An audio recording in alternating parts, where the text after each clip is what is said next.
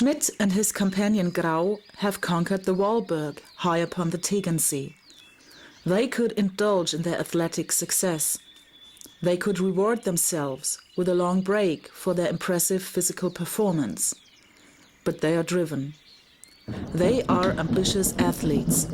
They want to go on. They want fame, glory, and their livelihood gained from their achievement. They continue the tour. June 16th, 1933, Stigach. How good we instantly found a place to stay at. A stall at an innkeeper's house. Now we have to make sure that we get a place under a roof. The ball is quite damaged by now. Can't keep water anymore. The journey of the Ballonauts goes on over Herbrechtingen, Heidenheim, Itzelberg, Aalen, Schwäbisch Gmünd, Weschenbeuren to Göggingen. Schmidt visits his fiancée over the weekend. When he returns, he and his companion fall into their first serious crisis. Schmidt doubts Grau's honesty. On Sunday at night, when I counted the cash with Grau, the earnings were so bad that I felt quite puzzled. Something must be wrong. Jakob Schmidt is pondering. Has Grau stolen some money? Or is Schmidt only looking for a valve for his anger, because the journey hasn't brought the desired financial and psychological success? He's not really disappointed by his companion regarding their relationship. But what is it then? Is this friendship nothing more than a partnership of convenience? Is all they want from each other some support in order to forget their unemployment and to achieve an admirable athletic performance? Schmidt's doubt concerning his companion is stronger than his trust. In Stuttgart, they end up in a hassle, and they separate.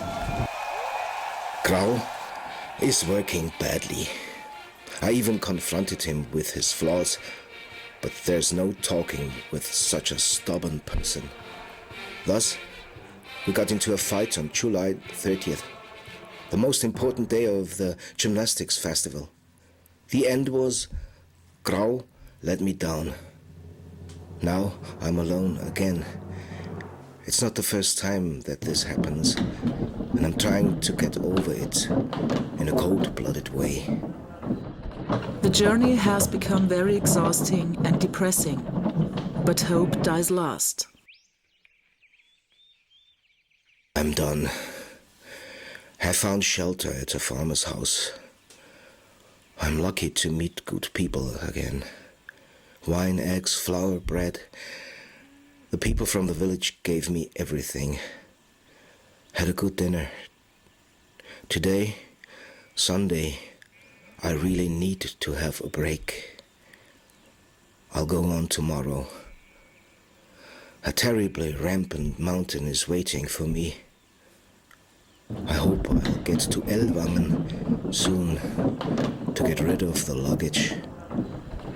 If it's still too heavy afterwards, I'll rip out the furniture.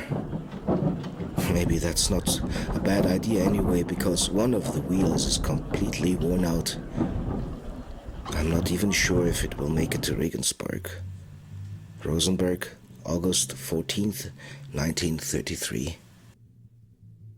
This is the last sentence of the diary. The ball breaks into pieces. The disaster happens near Ellwangen, after more than 3,000 kilometers. It can't be fixed. The ball didn't hit the goal. The game is over. Germany has changed so much within the first days of Hitler's regime. Roaming athletes are no longer welcome. The extraordinary journey of the Ballonauts with their giant football is over. Was it more than an occupational therapy during the hard times of the Depression? Did the two wanderers do enough promotion for football on their journey?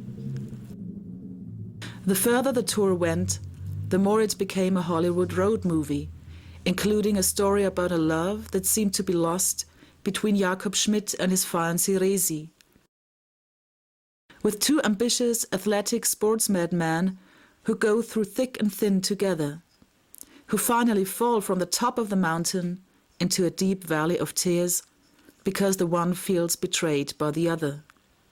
The Ballonauts, the two athletes with their giant football mobile home, have crossed Germany twice, from Regensburg in Bavaria to the Baltic Sea to the Bavarian Alps and over to Stuttgart.